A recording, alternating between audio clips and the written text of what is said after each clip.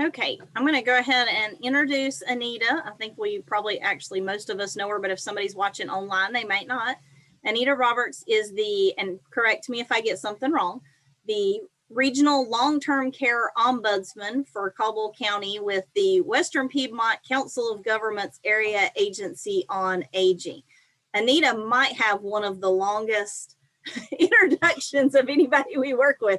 There's a lot of stuff to tell there, but she's going to talk to us.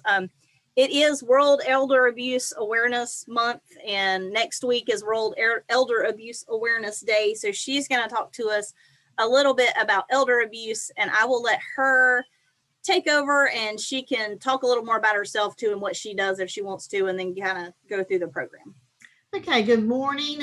My name is Anita Roberts, and I do work in Caldwell County as the long-term care ombudsman. And June 15th, next Tuesday, will be World Awareness Day for Elder Abuse. We encourage everyone to wear purple. We'll be doing a lot of different activities to, make people aware of elder abuse, from wearing wristbands, just lots of different things going on. So what I want to talk about today, this is a presentation that was actually created through Centralina. Laurie Albauner actually put this together. Christina Franklin has used this in the past, and so I'm going to continue with it with everyone today. And it's basically blow the whistle on elder abuse. And that's what we do. We want to make people aware that it is happening. There are some session goals that we can go over here. The session goals are that hopefully everyone who's here today will understand the different forms and indicators of abuse, be able to identify risk factors of abuse, have an increased awareness of abuse, and understand what to do if you suspect elder abuse. Okay, next slide. Elder abuse is really under the radar. It's kind of got the, for every case of elder abuse that comes to the attention of a responsible entity, another 23 cases never comes to life. So, we've got this iceberg effect. It's just the tip of the iceberg is what is actually reported. And the timeline of abuse prevention legislation, just a little background on how this has come about. 1974 was the Child Abuse Prevention Efforts. 1994 was the Violence Against Women Act. And then the U.S. timeline of preventive legislation. So when did elder abuse legislation become a federal law? Okay, the history, 1950, the Department of Health and Education Welfare awarded a demonstration project for protective service units. Then in 1981, Prevention, Identification, and Treatment of Adult Abuse Bill 1981 was presented but not passed. Then in 2006, Elder Justice Acts was finally introduced in the 107th and 108th, 109th, 110th, and 111th Congresses. In 2010, after 5 years going before the Congress, the Elder Abuse Justice Act was finally signed into law as part of the Patient Protection and Affordable Care Act. Okay, so it was a long time coming. This is kind of the history of elder abuse. So the U.S. timeline of U.S. prevention legislation, 2010. So when did elder abuse legislation become federal law? 2010, that's 11 years ago. So it's fairly new. The prevention, when did elder abuse prevention legislation, when did the funds become available?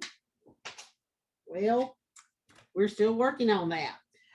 Annual financial losses by victims of financial exploitation was estimated to be at 2.9 billion in 2009.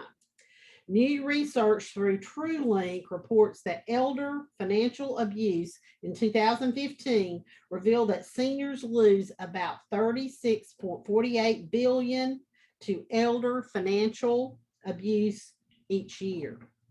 Okay. Other findings from the TrueLink report is previous losses. A senior who has lost as little as $20 a year to exploitation could be expected to lose $2,000 a year in other types of fraud.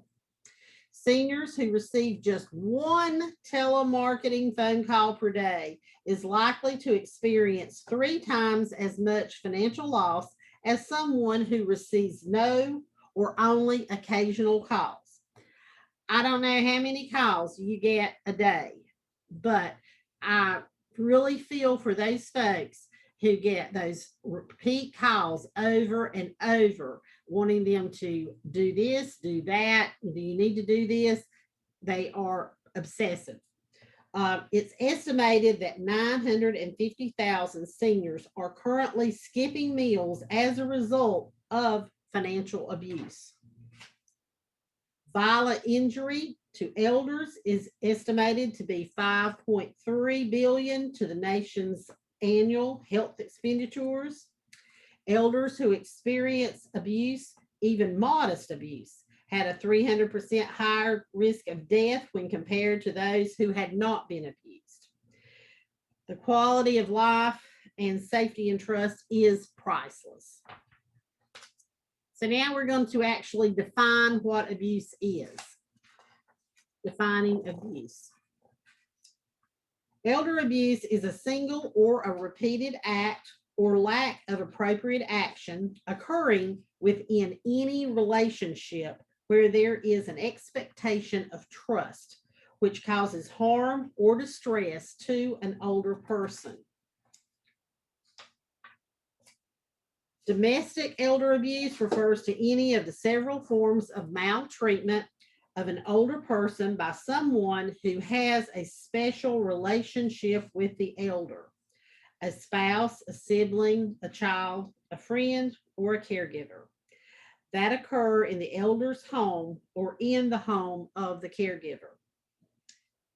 Then there's institutional elder abuse. This refers to the same forms of abuse but takes place in residential facilities, and the perpetrators are persons who have a legal or contractual obligation to provide elder victims with care and protection. Types and forms of abuse are similar. The reporting requirement is the same. The occurrence of the problem is increasing, and risk factors of abuse are similar. Consequences of this crime are the same, whether it's domestic versus institutional abuse.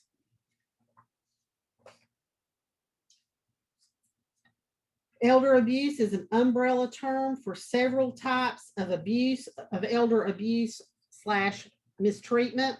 You have abuse, neglect, and exploitation. Those are the 3 different types. We'll start by talking about abuse. Abuse is the willful infliction of physical pain, injury, or anguish, unreasonable confinement, intimidation, or punishment. These include physical abuse, verbal abuse, mental abuse, and also sexual abuse.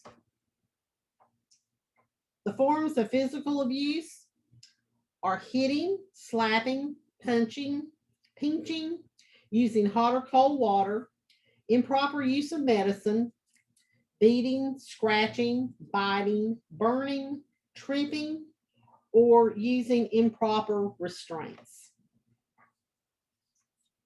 Forms of verbal abuse. Next slide.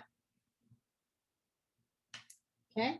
Any oral, written, or gestured language that willfully includes disparaging or derogatory terms to the care recipient or within their hearing distance. Making threats of harm, insulting, insulting or laughing at the individual, frightening the individual, leveraging power over a dependent individual, doing if you do this, then consequent statements, Forms of mental abuse include threats of injury, unreasonable confinement, punishment, harassment, or verbal intimidation, and humiliation, which may result in anguish, anxiety, and depression. Making a fist as a gesture of a future harm, telling elders to have a bowel movement in the bed or brief rather than toileting, unnecessary isolation or restraint, and threatening to withhold food, water, warmth, or medication. Indicators of psychological abuse: recent or sudden change in behavior, seemingly unjustified fear, unwarranted suspicion, unwillingness to talk, crying, and withdrawing. Forms of sexual abuse: sexual contacts that result from the threat, force, or the inability of the individual to give consent. Sexual coercion, do this or else, rape, sexual assault, an alert oriented male fondling a confused female, a caregiver touching a person inappropriately during bathing, any sexual act that occurs when one or both parties cannot or do not consent. And then we have neglect.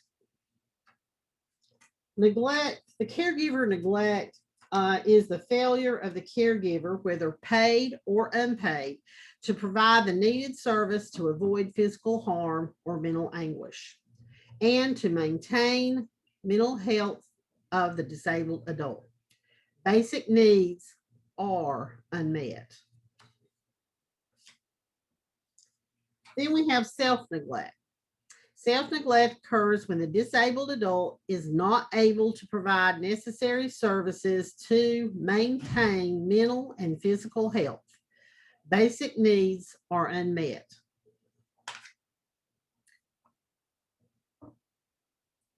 Okay, here's a photo of self-neglect. Indicators of self-neglect: wandering in a yard or neighborhood, forgetfulness in turning off the stove, gas or lights, inability to cook, eat, medicate, bathe, toilet, or dress, living in unsafe home or an environment. Okay, that's the self-neglect side. Caregiver neglect is failure to provide food, shelter, clothes, care, and supervision. Failure to provide a safe living situation, failure to provide or arrange medical care, and failure to manage resources. And probably neglect is one of the major forms of abuse. Then we have exploitation. Exploitation is defined as it includes illegal or improper use of the elder adult's resources, cash, vehicles, property, for profit or advantage.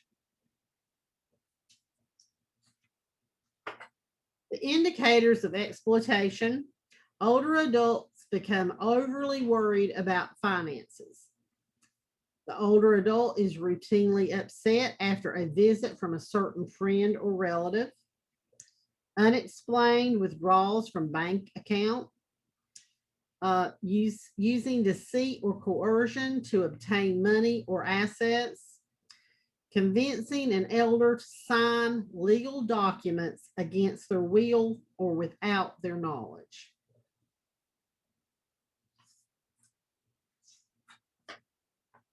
Indicators of exploitation continued: unexplained isolation. Elder becomes victim of a professional scam. Missing medication indicates drug diversion. Mismanagement of funds, including failure to pay for essential services. guardian or power of attorney makes excuses about or is unable to explain a change in the older adult's finances. Who are the abused and who are the abusers? Risk increases with age. More than half of the victims are older than 80 years old.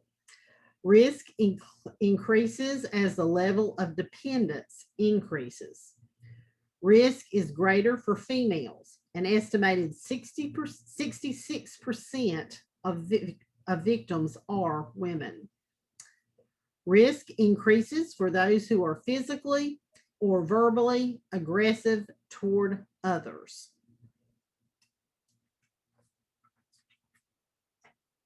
Who are the abused? 60% of victims show signs of dementia or confusion.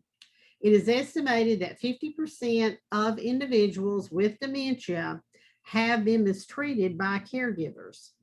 Risk increases for those who have a history of domestic violence and substance abuse.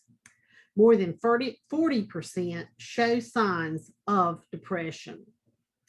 And these statistics do vary according to the type of abuse. Who are the abusers? 90% of abusers are family members. Of these, 50% are adult children, 20% are the intimate partners, and then domestic abuse ages into elder abuse. Other abusers, 10% include friends, neighbors, and service providers.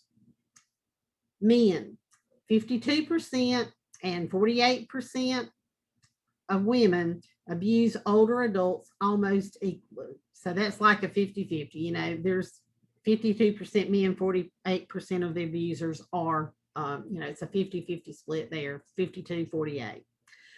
1/3 of the abusers are actually seniors themselves.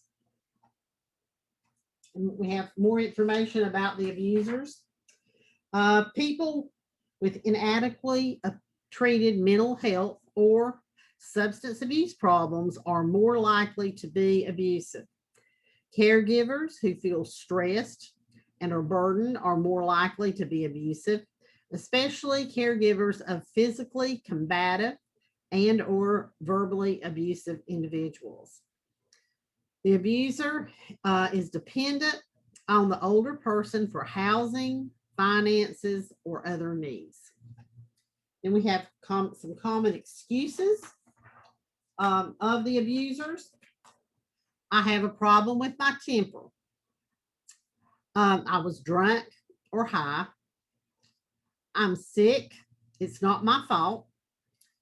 In my culture, elders share their resources. That's a cultural excuse. And he is too difficult to care for, and that comes out of caregiver stress. So those are, excuses of abusers. Now, this is the main point of that we want you to get today: reporting and responding to elder mistreatment. In North Carolina, the North Carolina reporting law. North Carolina has a law that applies to disabled adults who might be abused, neglected, or exploited and may need protection. And this is the North Carolina General Statute 108A-100. If you have a reason to believe that an older or disabled adult has been abused, neglected, or exploited, you must contact the County Department of Social Services. This is the North Carolina law concerning reporting abuse. Making a report of abuse. Okay, there's no excuse not to report. Why report? Who to call, when to call, and what information you need when you do call.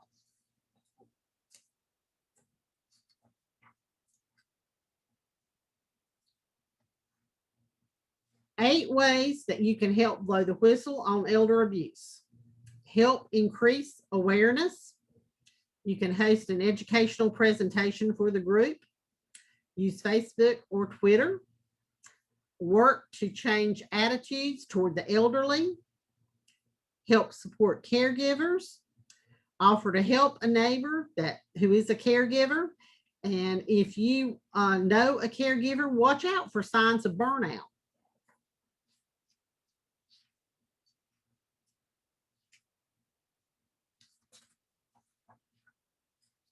Reach out to a senior that you are concerned about. Ask if something may be wrong.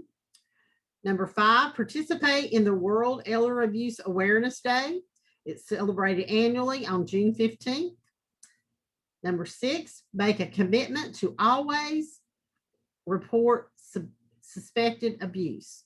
When in doubt, report, report, report. Remember that you may just save a life. Number 7, start or join an abuse task force in your area.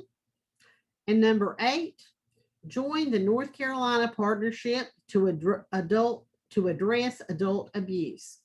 And this is you can join this. It's a Facebook group that you can join. Working with clients who are victims of elder mistreatment. Tips on screening clients. Incorporate standards and questions about abuse and safety upon intake of every client case. Keep questions automatic and formalized to minimize the stigma and encourage dialogue and disclosure. Remain calm if a client discloses mistreatment. Thank your client for sharing their story, and it is okay to show emotion, but keep the focus on your client.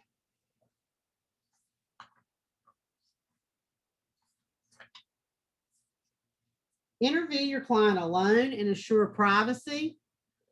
If your client requires assistance, try to provide assistance from an independent agency. Some sample screening questions. Who makes decisions about your life, such as how or when how or where you should live? Who controls your finances and makes financial decisions? How is that working out?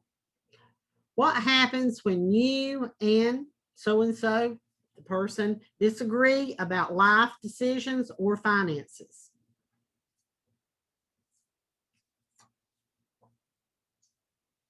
Has a caregiver ever yelled or threatened you?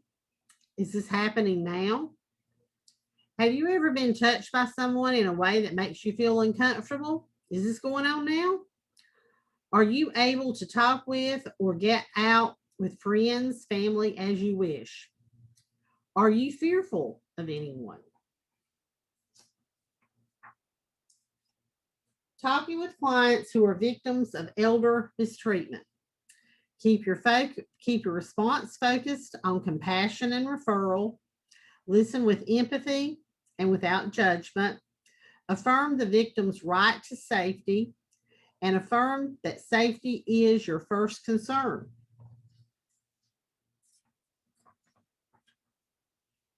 Reassure the victim that abuse is not their fault. If your conversation is confidential or privileged, remind your client of that fact and that you will not act without their permission. Help the victim to connect to a domestic violence or sexual assault or elder abuse advocate or adult protective services or local law enforcement. Understand that the client may have a genuine, valid concerns about reporting abuse. Okay. Now that's pretty much the slideshow. That has all of the specific information on how to blow the whistle on elder abuse. But it is important that each person, if you feel that elder abuse may be occurring in your area or with someone you talk with or someone you know, it is very important that you make the report to Adult Protective Services. The report can be done confidentially. So the once you report it, you do not have to give your identification name, but you just have to give the information about the individual, and the APS can do an investigation and find out if abuse is there. But it is important, if you suspect abuse, that you do report it. The main concern is that it's underreported. So if you feel that someone is being abused, bring it up. You can speak with them about it, and then you can also report that to Adult Protective Services at our local DSS. Hey, Anita, I have Yes. a question just for clarification. Uh-huh. In the slideshow right there at the very end, and I'm not sure who the PowerPoint is geared toward there with the clients at the end, Right. but it says to assure people that you will not act without their consent, except that people in North Carolina are mandated reporters. So if they tell you something, I just wondered if you could clarify that. Yeah, you in North Carolina, if you're a professional, you are a mandated reporter. So you have to report, and that's usually, you just need to let the person know that since I know about this, I have to report this. So it is law in North Carolina. If you know about an abuse, whether it's child abuse or elder abuse, if you know about it, you are required to report. You report it to APS. They will either substantiate or unsubstantiate it. That you don't have any control over that once you turn the information over. But you do probably need to just assure the person that since I know about this, I need to let someone know that can help you. And let them know that you are required by law. North Carolina, you're a mandated report. It's mandated that you report this type of abuse. And I believe, if I remember correctly, I'm a little bit removed from the APS field now, but and I'm not sure if that's geared toward ombudsmen's possibly in that statement in the PowerPoint, because I thought that was a little odd. But I think there is some difference in what an ombudsman can report and what the general public public, yeah. As an ombudsman, we do have to have permission from the person to make a report. But as the law states in North Carolina, everyone is required to make a report if they are aware of abuse or suspected abuse. You don't have to have the proof.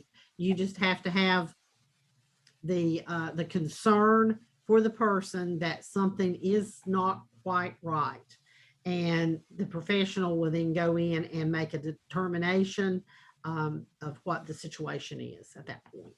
Thank you for clarifying that. Okay. Yes, that is because, and that Lori is an ombudsman, so that's probably why that was in that particular thing. But for the general public, you are a mandated reporter. If you know about it, you need to report it. And that's why it's like an iceberg. Why only the tip, there's a very small amount is reported. There's a lot more going on under the surface than what is actually reported. Any other questions? I think I've been talking for about 30 minutes. I tried to rush through it because I knew that was a lot to cover.